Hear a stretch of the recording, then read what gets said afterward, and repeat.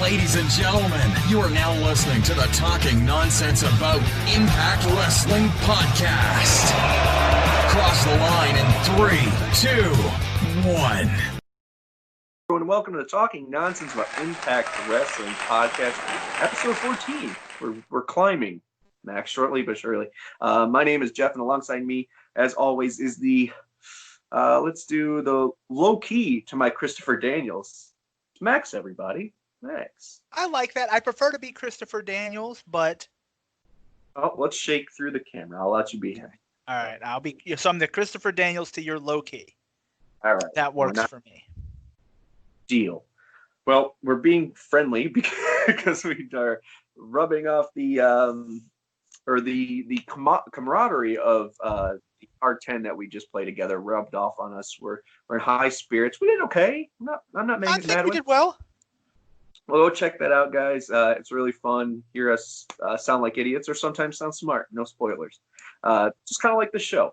But the most important question that you can answer for me, Max, is what you watching? It's been a while. What do you want? I'm watching NWA TNA Episode 3. It's America's Most Wanted, before they were America's Most Wanted, versus the Johnsons. Yeah. I know what match it is, Max. You said Episode 3. I know what you're watching. So your fascination with them is a little alarming, but my biggest issue is I can't believe that someone felt it was a good idea to dress two guys up in flesh-colored suits and then send them out there to be a legitimate tag team. Like, this isn't a joke. Like, these guys win matches. You were only there a couple times, right? Or once, twice? I don't know. I'm pretty sure they beat America's Most Wanted in this episode. That means they got at least they're 2-2, just like half of the tag teams that used to be in TNA or Impact in AEW. Yeah, that's true. They're average. Yeah, it's that 50-50 booking. Yeah, but to answer your question, what kind of person would think that's a good idea? It's the same one that, as Dusty Rhodes would say, put a midget jerking off in a trash can, right? So, same guy. I guess so. I mean... Or the guy who thought "Make Impact Great Again" was a great slogan. Jesus. All right, guys. A lot we could talk about, but there's a lot we want to get to. So let's get right into headline.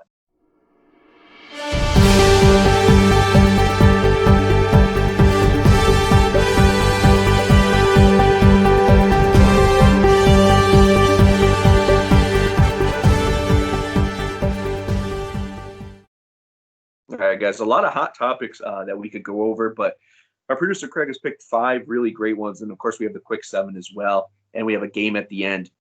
So we're going to kind of fly through these and talk about them and see where our head's at, because we haven't talked in a while. So first, do you think some still use Impact as a stepping stone to get somewhere they deem bigger? So I think this question is based off of what just happened with Brian Cage, which I think we've been talking about for 6-7 episodes. We knew it was happening. Not that we're in the know, but it was kind of apparent from his manner, how he tweeted and what he said and how he interacted with AEW guys that he was going there. So I think for us, we were more prepared for it or accepting that happened. But I think it's a fair question. Look at the people who have came and gone. We talked about it, I think, last episode or the one before about the champions being a Madden curse. But what do you think? Where's your head at on that? I mean, I definitely think that there are people who are going to see it that way. I mean, outside of the Knockouts division, which I would say is just as good as any I think, yeah, division out there. And if you're strictly like an X division guy to where you don't want to go on 205 Live and have 17 people watch you, or there's not like, I mean, you can go to AEW and be kind of part of that, but unless the X division is your goal, if you're a tag team or a main eventer, obviously you're probably going to make more money in either AEW or WWE or possibly even New Japan. So I think in that sense, yes, there are going to be people who are going to look at it and say, if I'm successful here, I can use that to capitalize and get to someplace bigger. But honestly, I think that's the same case with New Japan. There's people who are probably over in New Japan who say, hey, if I get big here, I can make more money at AEW or WWE. So I don't think Impact is in a situation where like ROH is, to where it's, I mean, you're really just waiting to be picked up from somebody, or if you're in ROH's case, you're hoping you hit it big in New Japan. But I do think it is. It's money-wise, they're not throwing around the type of money that some of these other companies are. So I definitely think that there is a possibility that some people are going to look at it and say, hey, I could make more money someplace else. But I mean, that's just the business. No, that's correct. Yeah. And you're thinking from a wrestler business standpoint. And that would change or not change the perception of the fan as well. And I think that's where the question's more headed. But I think you're right in the sense that, yes, people are going to argue they have the money. They do have the money. Their parent company does. But to build a foundation and do this right, they've said since day one of taking over Anthem, especially when Don and Scott were there, you keep your core guys, you rotate, you bring in new people, you build new stars. And because of how in the red Impact was, that just be self-sustaining is a giant plus, let alone, seeing how to use that budget right now. I'm sure when we get to that next step a year from now or whatever it is, that where more money is brought in. I mean, Impact has another show on Access now. So that's more revenue. Once that builds up, you will see them throw money at good people. They did at Kenny Omega. They did at Chris Jericho. It just, people chose elsewhere. I think the only way that Impact gets that tag of being the stepping stone place is if you aren't delivering while they're there. So I could see a few years back, you say, oh, it's a stepping stone because they're just waiting to get a bigger offer somewhere else. But artistically, if you don't acknowledge that and you say, hey, we're building young guys because, we're helping them build their personality and character like an Ace Austin or a Trey. We're developing these guys so they are ready for that. And at least they'll give us 8 years of their career before they even hit 30 to go elsewhere. So, some people could use it for that. But I think Impact is creating a smart niche for themselves, which is, hey, we're the place you could come back and either restore your career and reinvent yourself, or we're the place that could build you up and do it. Or, like you just mentioned, we're the place that allows women to be badass women. And, okay, everyone, WWF, WWE is the goal in when you grow up. I get that. But the game has changed a lot for these kids. And they're younger, so they see everything. Or have seen everything develop.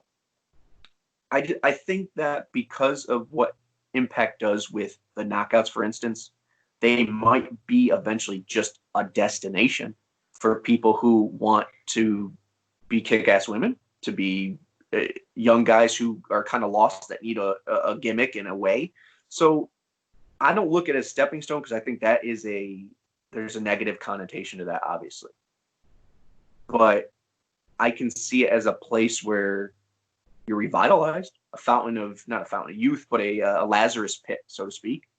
And I don't mind it being a Lazarus pit, if we want to use that analogy, because you're going in there to be reborn or created, but eventually that one person, like a Sami Callihan, who has already done it, is going to say, you know what, this is the place I want to be, and it develops. No, and I agree with that. I don't think everybody is going to use it that way. I think there are people who were there who have maybe been someplace else and said, no, this is where I want to be. But I do think, there are, I would probably say some of your younger guys who haven't yet gone out may look at it as a chance to go someplace similar to what we saw Brian Cage do and stuff like that. So, and I think slowly they bring back and accept the history of TNA.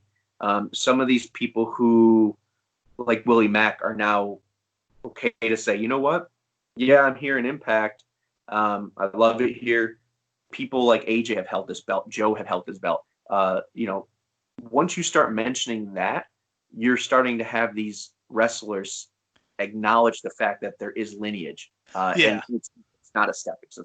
So I like that. But let's stick with the knockouts, because we talked about that, unless you had something else to Well, real quick, I was incorrect. America's Most Wanted, in fact, defeated the Johnsons in episode. Oh, I was going to say, I don't want to correct you, but, I know. I'm pretty sure they beat one of them, either Chris Harris or James Storm, in like their first episode. Maybe it was episode 1. I don't know.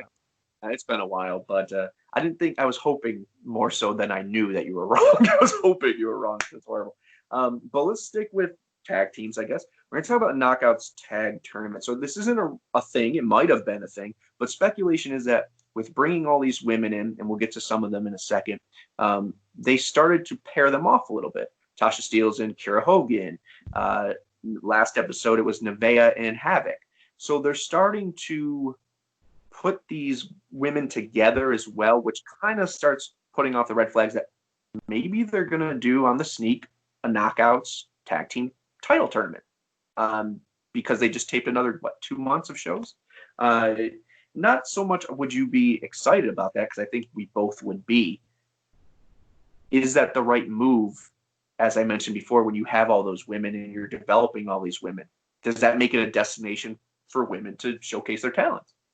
I definitely think it does. I mean, one of the issues I've always had with women's divisions is you have your champions, and a lot of times outside of that, and then maybe them being thrown into a feud with guys, they don't do much because there's nothing else for them to go for. If you're not going for the championship, what are you doing? Like, shows don't give them time to just develop feuds a lot of times, at least outside of maybe the heavyweight or the women's championship. And then maybe if you're throwing them in teamed up with some guys or something.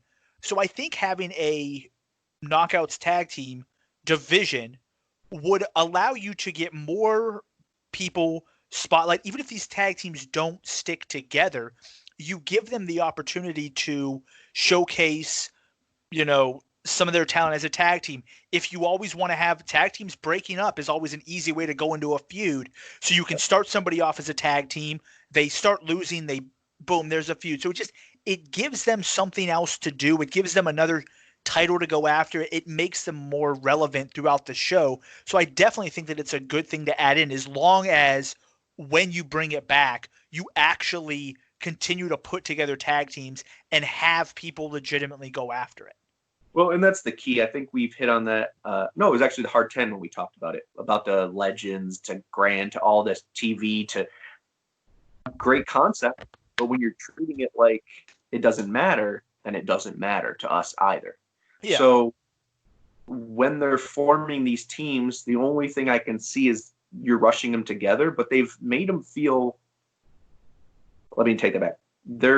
They have picked talent that wasn't on the roster, that character already fits a character that's established on Impact. So it's smart in saying, okay, yeah, you don't really know Nevaeh that well. You don't really know Tasha Steelz that well. Su Yung is a different character who's rarely wrestled. I think she had 1 or 2 matches. It's Su Yung, or Susie, excuse me, Susie and Su Yung. But she's smart and she's happy and whatever, she goes with Kylie. You know what I mean? So you're putting these people together or brought people in that make sense. And that's a smart business decision. Because of that reason, I don't see them fumbling this. And I don't want to get too big on divisions because that's the next one up as well, or titles at least. But I think you're right. Because Impact has a Knockouts champion, and they also allow them to go to the heavyweights. Yes, there's more for you to get, but there's these tweeners or these Kiera Hogans who, not to pick her out, or Madison Rain, whatever, that are smaller women. Let's be honest. Like Tenille's never going to fight Brian whoever. Like, she's not going to fight a man. Like, she's just frame wise, she's small. Yeah. Right. So if that's the thing, you need either a second title, which seems silly to have a mid card women's right now, at least. A tag team is that next step in that evolution. So I agree with you there. But let's keep that going though, because I think we have a good thing going here transitionally. So the next one is this is kind of a big one, but have the title feuds outside of the world title been lackluster? So we kind of touched on that a little bit. And then how much can Impact do with only one champion defending on the show? This last taping, I don't think we have to worry about that so much because it seems that the North came back. I think Jordan did. I think Tessa's the only one that didn't come again, which is a red flag that we'll talk about later. And it's not a red flag on her. It's just, what do? You just spent all these tapings picking a number one contender, What are they going for? I don't think they've been lackluster. I'm actually going to say a quite opposite. I was watching Impact a couple nights ago, just rewatching, and starting to appreciate what they've done for each division. 2 weeks ago, I would have said opposite. I said, "Oh, tag teams." I did say that. Tag teams are X division is, there's no whatever. But they've done a great job of once again saying, hey, there's a hierarchy. If you're not in the heavyweight title picture, you need to start as a tag team guy. You could split up later. And then that's a storyline. But so they're doing a really good job of once again making it feel like there's a, and dare I say, attitude era kind of vibe where, okay, we're owning our craft. We're starting out as a tag team because we're not stars yet, and going from there. I don't know. They're building a good hierarchy, but I don't know. I think for the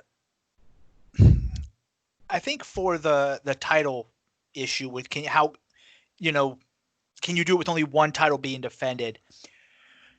If it was any other situation other than what was going on in the world, I'd say yes, it's an issue.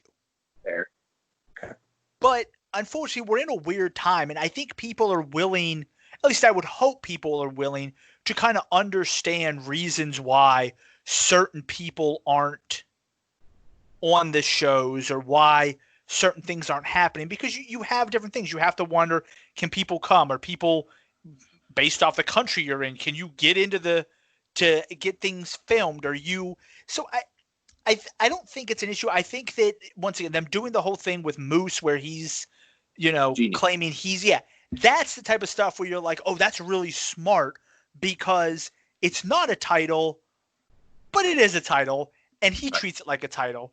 So I think doing stuff like that, I think, is going to get you through and get you past everything until things kind of get back to normal. So I think they found a good way of getting around it with that. And I think that because with everything that was going on, I think people are going to be more understanding for, hey, we haven't seen this person on in X amount of time. Why? Well, they couldn't make it to the taping. So, for me, I agree with you wholeheartedly there. I think that, I know I talked about a little bit about the divisions, but going to answer the question, I agree with you completely there. I don't think there's much more I can add to that. Besides that, there are people, unfortunately, that I've seen on Twitter that are saying, that are Impact fans. Oh, where's Tessa? If you see, that's where you have to make a business decision. Do you go into these tapings and say, you know what, we're not going to acknowledge the negative and what's going on in the world because people should understand that. Let's move forward and just do the best we can. Or do you, just talk about it? But it's a TV show. Yeah. Do you have to explain where the character has gone? If people really believe it's real, yeah, maybe. But I just don't see where that's something you can nitpick. And if you do, come on, man. But here's the thing. The people who are nitpicking that, who are saying, where's Tessa? Where's she been? If all these people were showing up, if the entire roster was there, they would be the type of people saying, I can't believe Impact is forcing their entire roster to show. Because they're looking for things to complain about. That's the thing. There are people out there who, no matter what happens, AJ Styles walks into a match, they're gonna find a reason to complain about that. So no matter what, there's gonna be people who Impact quote unquote fans who are looking for reasons to complain, and they're always gonna find a reason. And no matter what, you can't. So those are the type of people that you look at their comments, you may respond to them, but you understand, hey, there's gonna be people out here who are gonna say dumb stuff. Yeah, they're gonna say something no matter what, and it's just it brings up the point in the devil's advocate way, and I kind of mentioned it, is because are we taking it as a TV show and saying, where's these characters? They haven't explained it. I say no. I think they're making the right decision. They have. It is what it is. It sucks, but we're all trying to figure it out, and I think they're doing the best with it. Now, if you say, man, I didn't like that match, okay. Yeah. I'm not going to say, well, they couldn't get anyone else. No, they didn't like the match. They could have booked that different. They could have told the story different. So if you complain about that, I understand. But if you are taking something that's uncontrollable, variable, then you're nitpicking. So let's keep going. With the roster being so big, and we kind of hit on how the divisions are stepping up, and there's a lot of people. There's a show still going on with half the roster still home. What do you think needs to be done, and this is his question, to make Explosion become a secondary show if they chose to do it? So obviously, if you're watching on the app, you know Explosion is on there weekly. What do you think in that 1 hour could you do to make it, oh, wow, this is a second tier B show or maybe A show? So I think I'm trying to think here because I don't think you put. I mean, you can put some champions on there, but I don't think you need to put a lot. I think you focus on rivalries that are outside of your main event rivalries, but you can still give somebody something to do who's not on the show all the time. Right. So you take these rivalries, you build them up on Explosion, and then maybe you bring them onto the main show, and you're like, or even a pay-per-view, hey, here's why these guys are on the pay-per-view. Here's their rivalry. It all happened on Explosion. Oh, that was a really good match, man. I need to watch Explosion because there's actual storylines going on that aren't the stuff that I'm not going to see on the weekly Impact show, but I may see it a pay-per-view or I may see, so stuff like that to actually give the show a reason to watch. If it's just like main event is for WWE where you just throw random people at it over and over again, no one's going to watch it. But if you have storylines, if you build something, you can turn it into a secondary show where people want to tune in. Yeah, no, that's a great way of putting it. Because when my mind reads that question, I automatically assume, oh, well, graphics and production-wise. I don't think production has ever been the issue with Explosion because it's filmed with the same cameras, the same set, everything. And that goes back in time, too. But there was a period where it was their main event where they just get it done because they have the contract or they have to fulfill and let's just get it out there. But now it's really stepped up, and I think it could be something like that they did with the exclusive events where we have a monthly pay-per-view again, even though they don't call it that. Yeah. And that was because there's layers. They have a 5-year plan and now another 5-year plan, and they're hitting those things. At first, is that their priority? No. But could Explosion be their priority now or shortly soon? Possibly. And that's all revenue-based if they're going to get that show overseas or get it on Access TV or whatever they're going to do. But within that hour, I think you're 100% correct.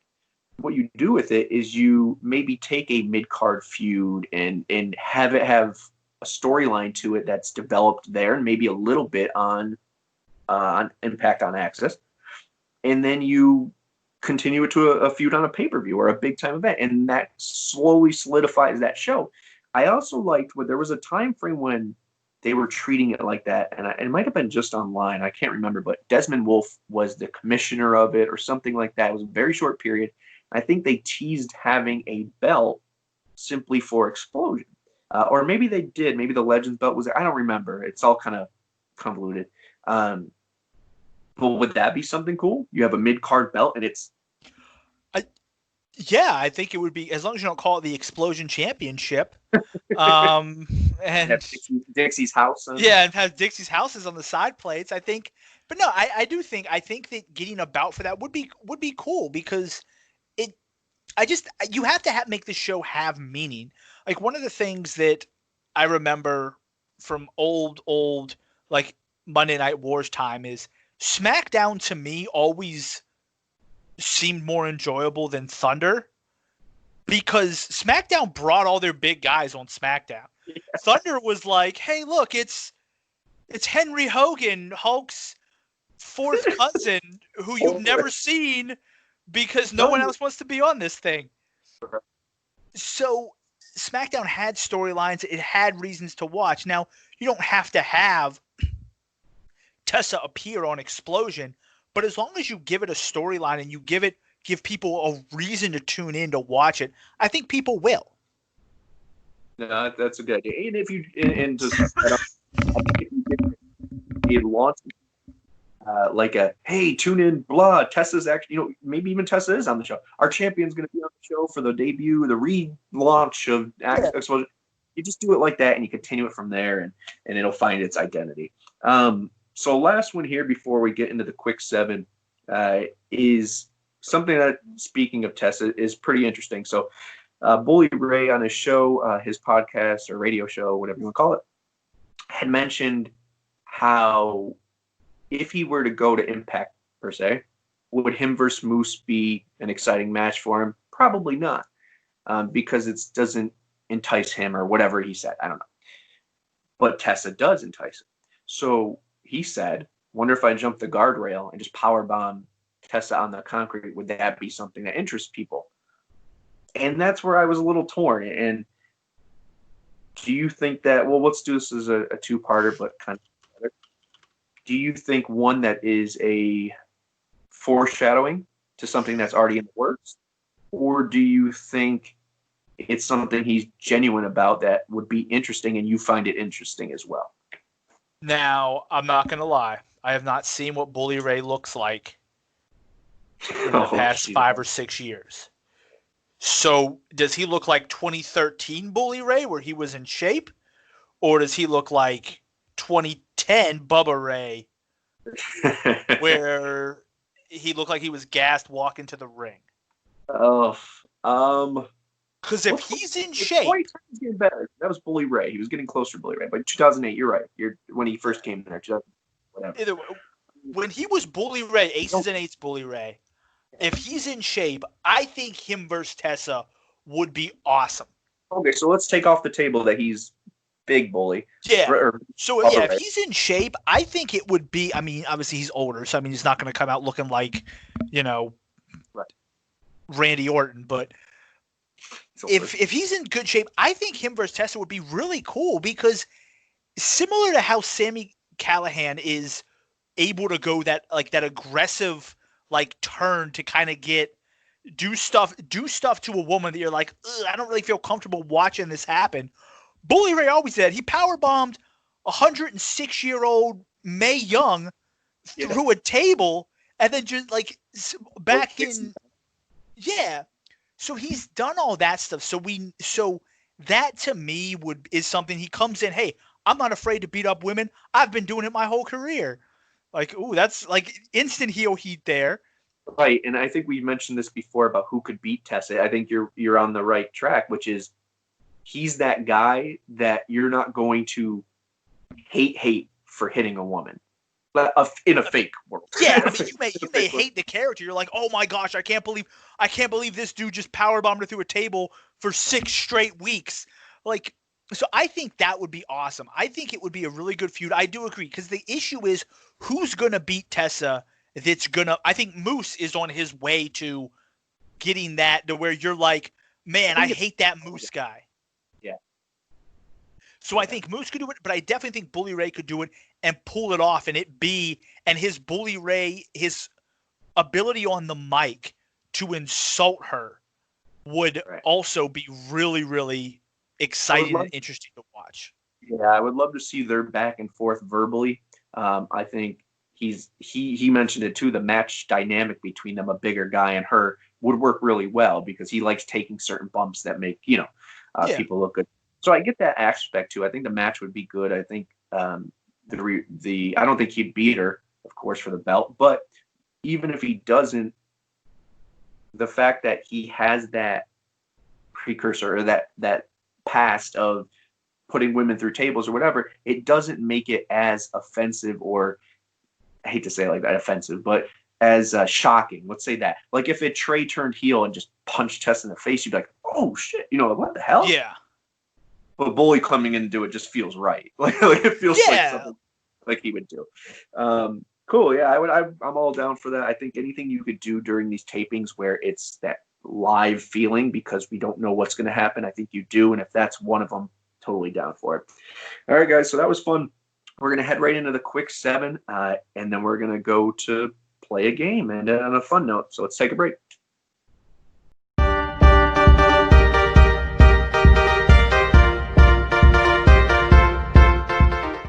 Okay, so I'm going to try not to take all of Max's time, a lot of time this time, but we're going to start and go right into it so we don't waste any time.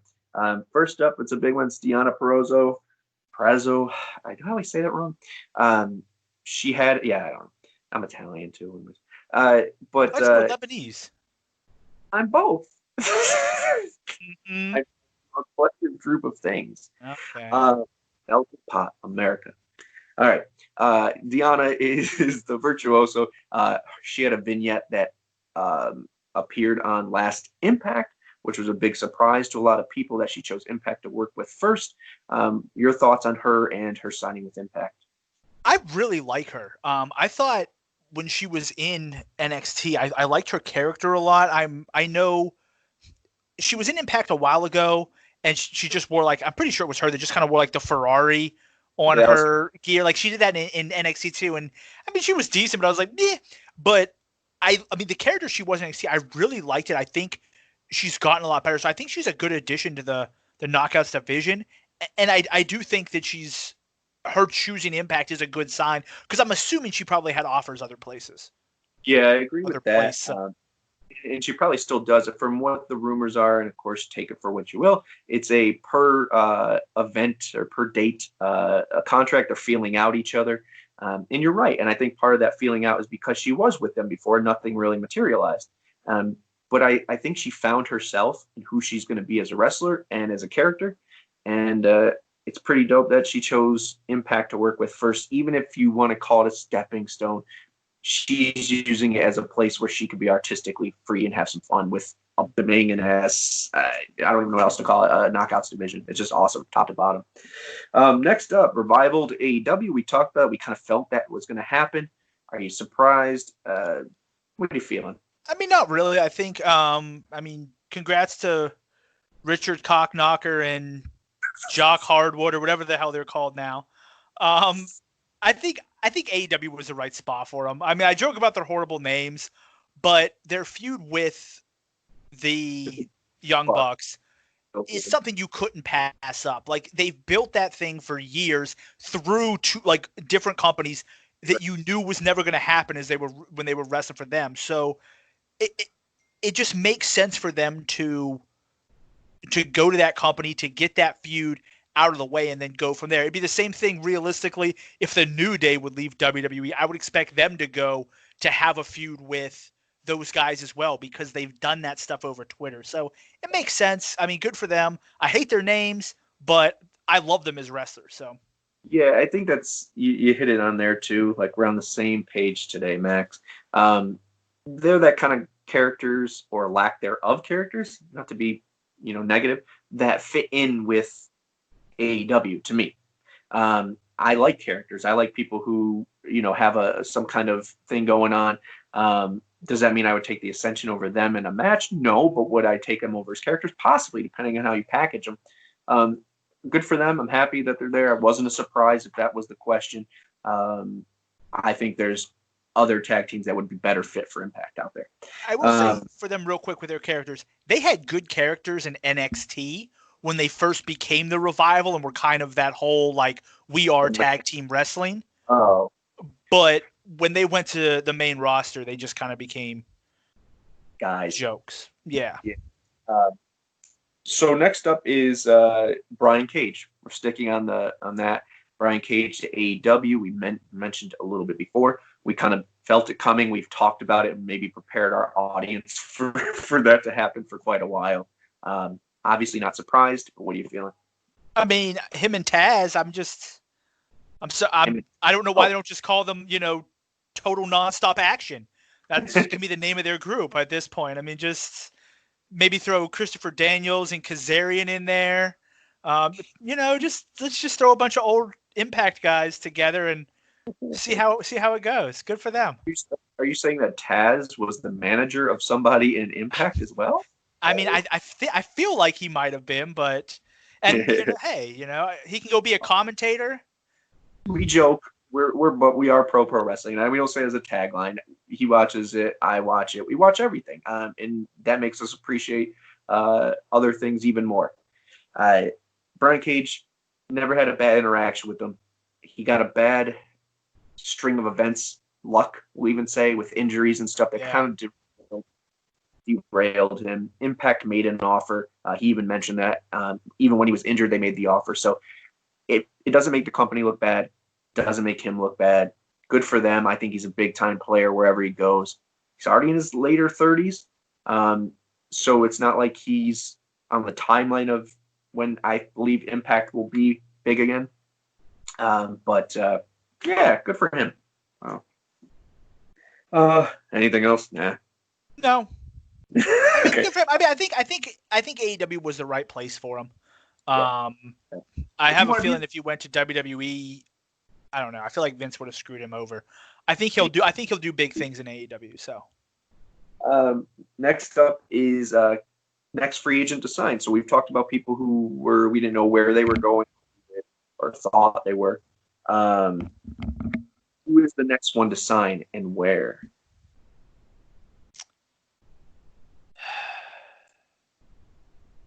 I'm going to say while you think about it. Yeah. I think the guarantee, just like Cage and Revival, did we have inside information? Hell no. But was it predictable? Yes. I think the next predictable thing, without looking in too much into stuff, is I think Eric Young is back in Impact. There's too much at work, too much acknowledgement, too many flashbacks of Eric Young and commentator mentions of him. I think that's the easy, sure bet. All right. I'm going to go out on a limb here. Uh-oh. And right. Throw up a Hail Mary. Okay. I'm probably going to be 100% wrong.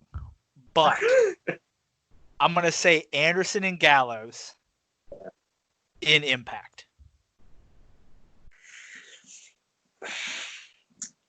Because these guys... I didn't have the balls to say it. But I just have this weird feeling that the aces and eights come back and you unmask them and it's them. That's what I'm saying. You got Bubba Ray back. You got Anderson and Gallows. Let me just Google to make sure I didn't sign anywhere real quick. Because if we do, we have to edit this out. Hold on. No, we're transparent, Max. Just let it be. Let me just check. Make sure I'm not a total idiot. That's all. Just like the Johnsons winning their first match. It was either episode 1 or episode 2. I don't track them that. I don't have a wall hanger with Johnson victories on it. You would think so. How many times you mentioned that? You got a Velvet Sky banner and then a Johnson banner. Know where my Velvet Sky banner is. It's funny you say that, and we really don't talk about this. We just know each other way too long.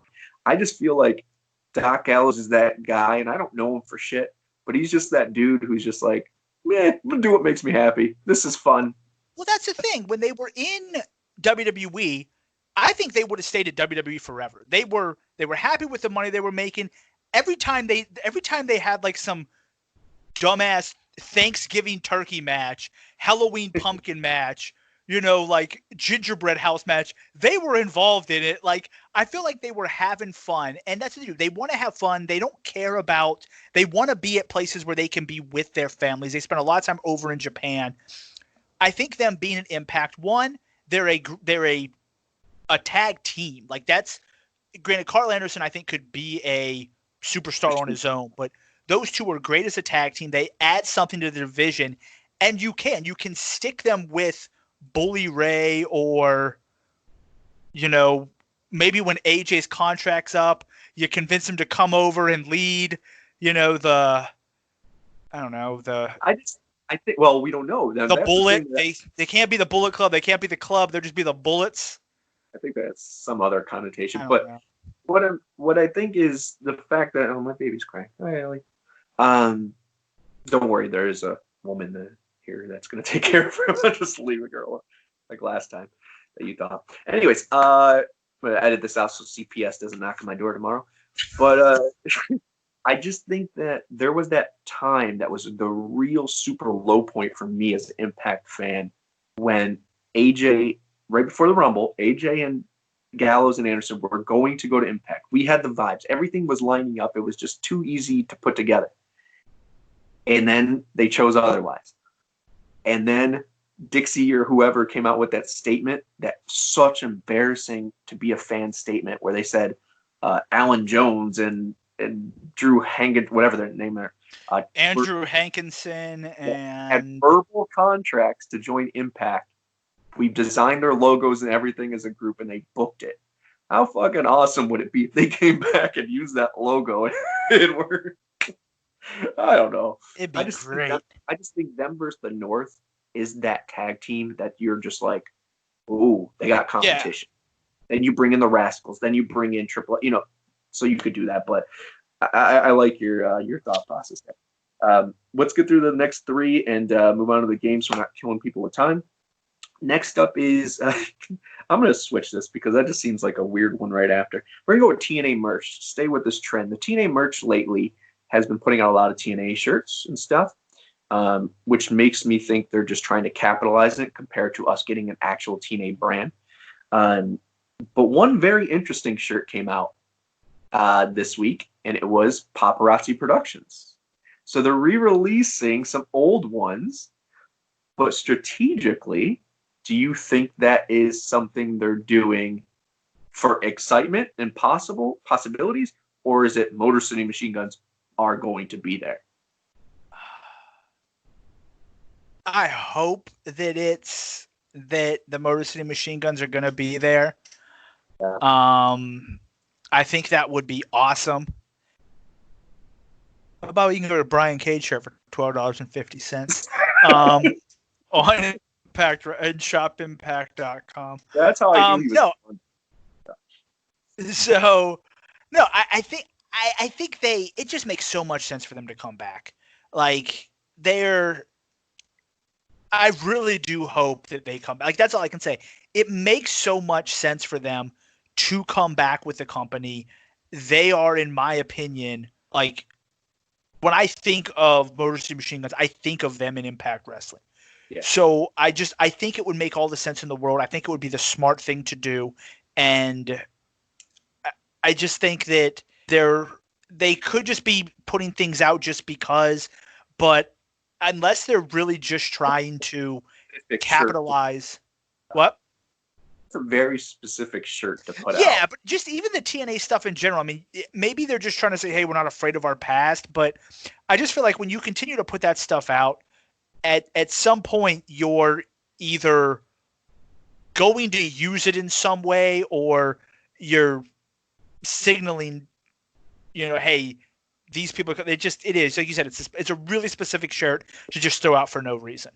Yeah, I agree with you there.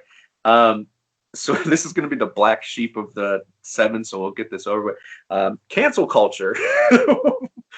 What do you think about Joey Ryan as cancel culture guy instead of Dick guy? What was that? Right to Censor. That's the vibe I get, but not as I liked Right to Censor. Is that the one that was from WWF? And they were like, they would come out Ivory and Goodfather and Steven Richards. Oh my God. Who was what's her face? Stacy Keibler, wasn't she Miss Hancock? Did they? That was in WCW though. Didn't they have like a Right to Censor group that in WCW? Yeah. Yeah, Standards and Practices, which that's what it was. Which I'm pretty sure is what you're watching at Rainbow Express. I'm pretty sure, or Lenny and Lodi were the guys with them. Francine's on, by the way. Oh, now. All right, but answer the question.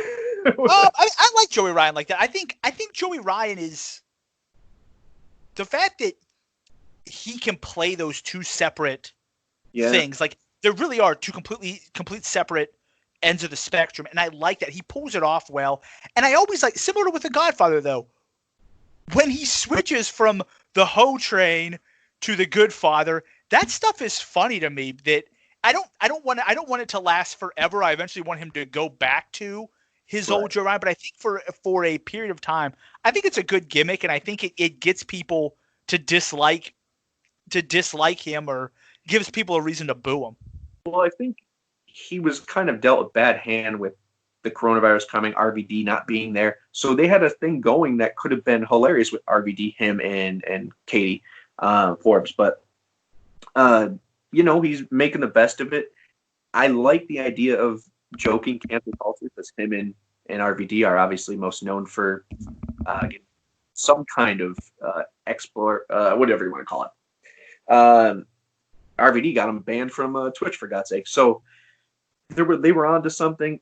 I think the mark moment is when he does switch back to the dick flip and he teases it in some kind of thing. So I think it's there. I think it's good for him to go over with, but I think you're right as far as how it just shows how versatile of a player he is. He's kind of the Eric Young of now with them.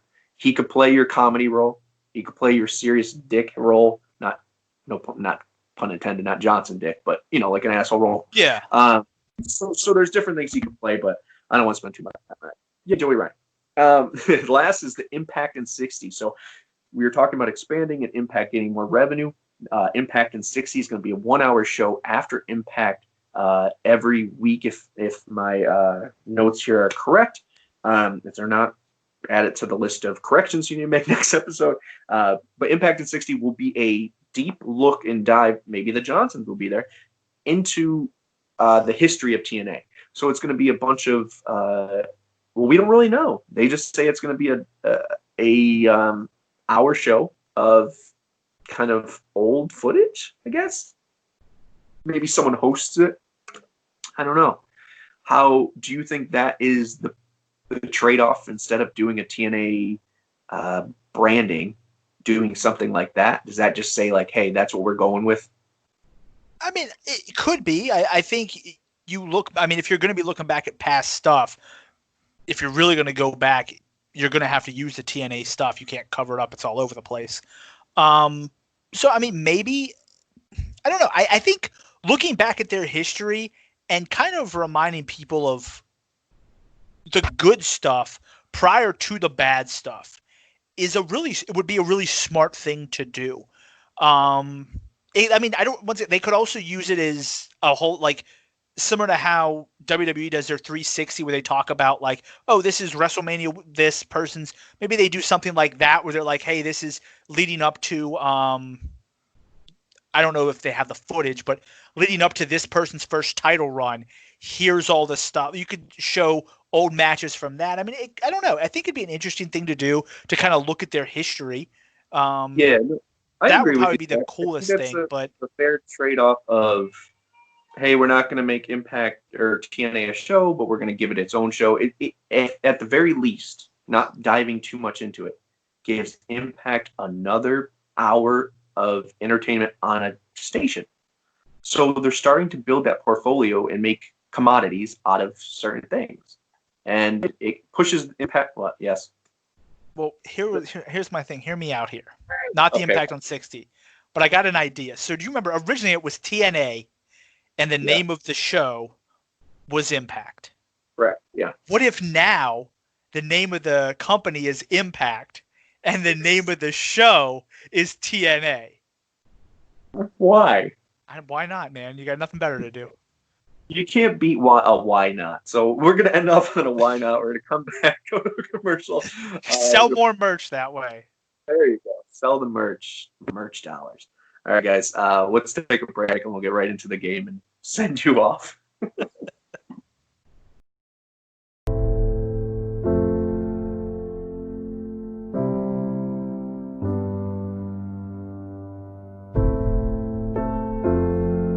Today is the day.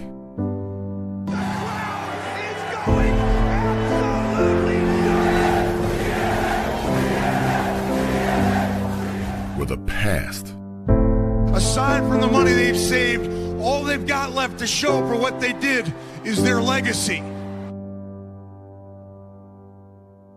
I am still the it factor of professional wrestling. and the present.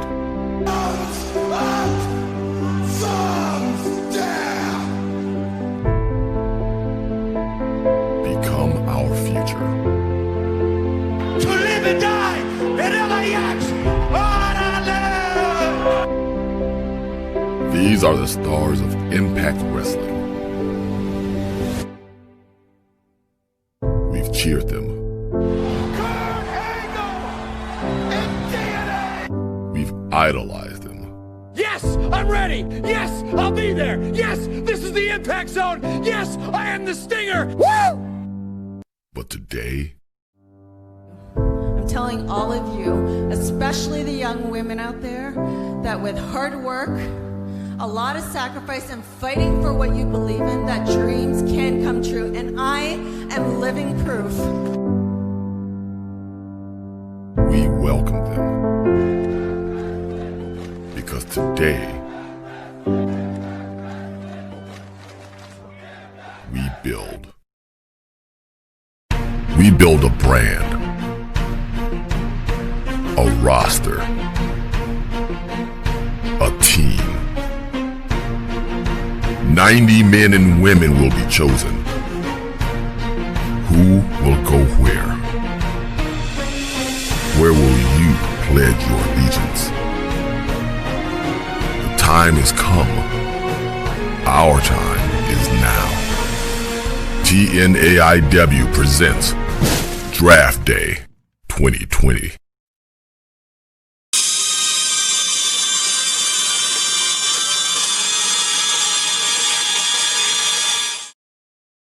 We did the hard 10 where we worked as a team to try to beat the game. But this one, we're going to try to beat each other. We've played it before. You can play along if you are doing it on or listening to us, on SoundCloud or any of the podcasting formats. Close your eyes now if you're watching us on YouTube. But on YouTube, let's pop up the two wrestlers that each of us have chosen. Ooh, graphics. And okay, so I have chosen a wrestler for Max to guess. He has chosen one for me. You want to do the honors? I'll let you, since you lost last time. Do you want? I'll start. Okay.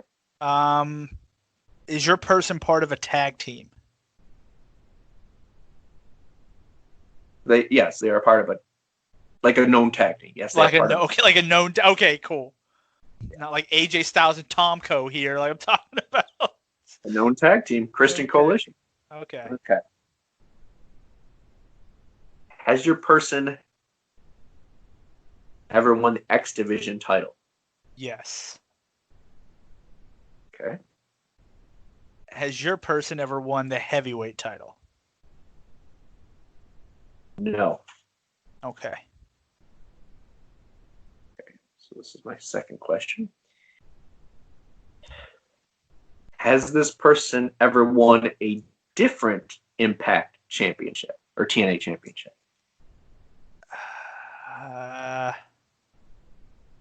No. No. Okay. So simply X Division champion. All right. Was your person an X Division champion? They have been yes, they were an X Division champion. Okay. So I got tag teams, X Division champions. Okay.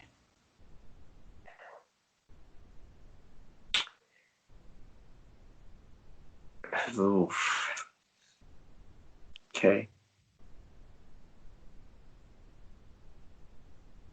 Has this person been in the company within the past 5 years? Yes. Okay. Interesting. Is your person Loki? You're using your fourth pick for that? Yep. Or fourth question, excuse me? Yes. No. Not Loki. Okay. We were discussing Loki earlier today. That's why. We were not. All right. At the top of the show, I mentioned it. Yeah, we did. We were talking about it before that too. Okay. So let's see. They've been within the 5 years. They're X Division champion, only X Division champion, nothing else.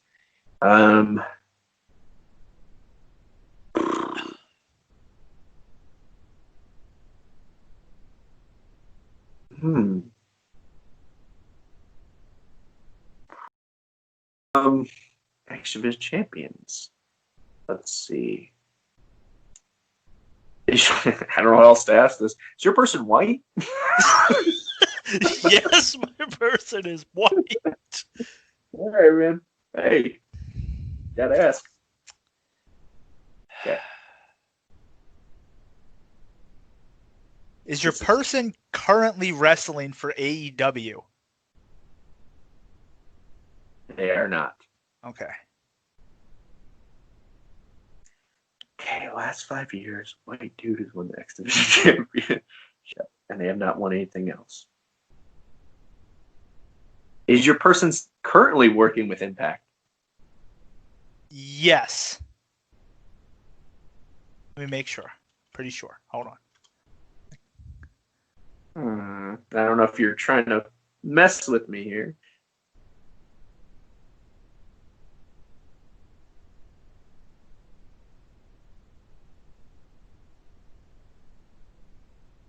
He does no. He does not show up on the Impact Wrestling website. Okay. So we're at 6, which is where I guessed you last. See,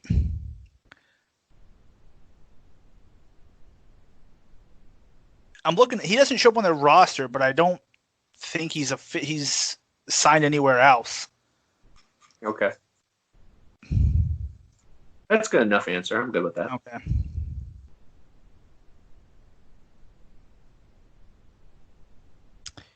So your person, X Division champion. This is where I got you last time. I know.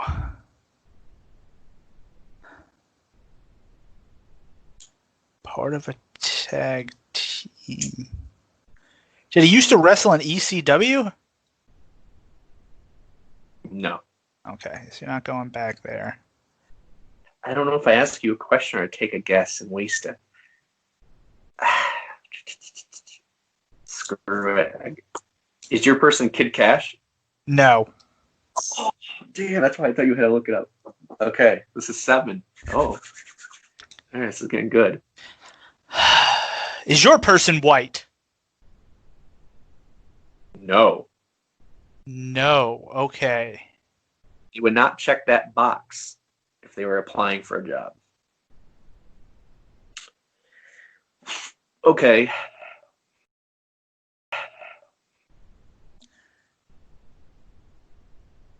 I feel like you've got it, so I gotta guess, right? This is if it ends like last time.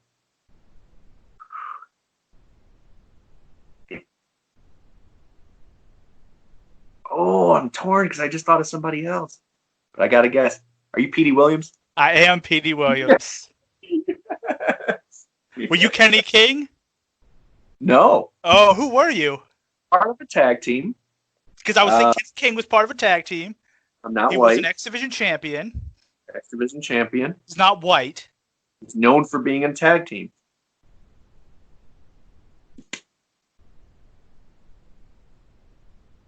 Homicide?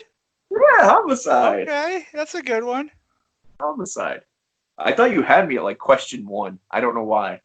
Well, when you were like, I was like, is he part of a tag team? You were like, yeah, he's part of. I was like, man, that wasn't like, yeah, he's part of a tag team. That was like, yeah, this dude has been part of a tag team before. So therefore, well, you have to remember how I think first of all. So it really made me question because he's known for LAX, but he was an X Division champion, and now he's on NWA as. Yeah, that's true. So, I don't know.